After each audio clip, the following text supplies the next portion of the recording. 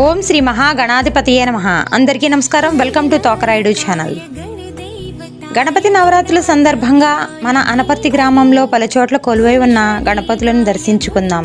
మనతో పాటు 9 రోజులు ఉండి ఉపచారాలు అందుకొని కోరిన కోరికలు తీర్చే వినాయకుని జననం గురించి తెలుసుకుందాం.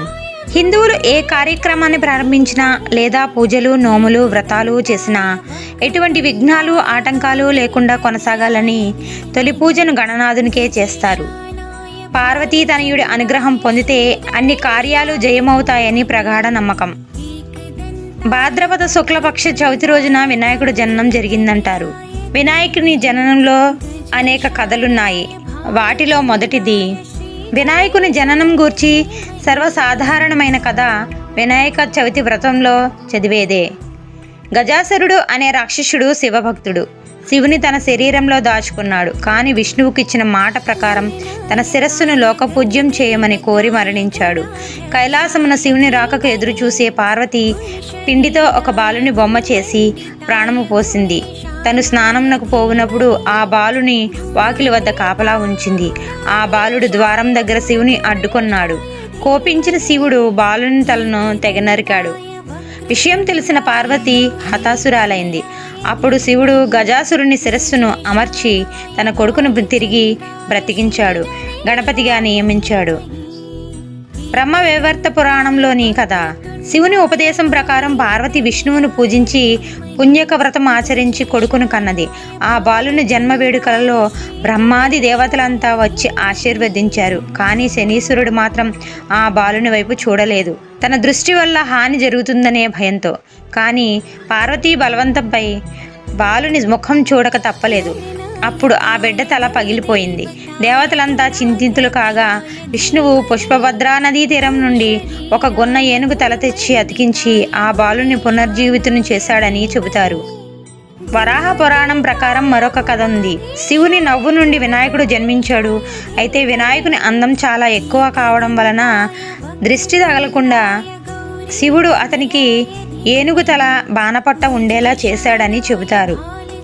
వినాయకునికి సిద్ధి, బుద్ధి అనే భార్యలున్నారు. కనుకనే వినాయకుడు ఉన్న చోట సకల కార్యాలు సిద్ధిస్తాయి, జ్ఞానం వికసిస్తుంది. అందువలన ఏ పనైనా కానీ, పూజ కానీ, పెళ్లి కానీ, గృహప్రవేశం కానీ, ప్రారంభోత్సవం కానీ, రచనారంభం కానీ, పరీక్ష కానీ, ఉద్యోగం కానీ ఇలా వినాయకుని పూజతోనే మొదలవుతుంది. వినాయకుడు నిత్యారాధ దేవుడు.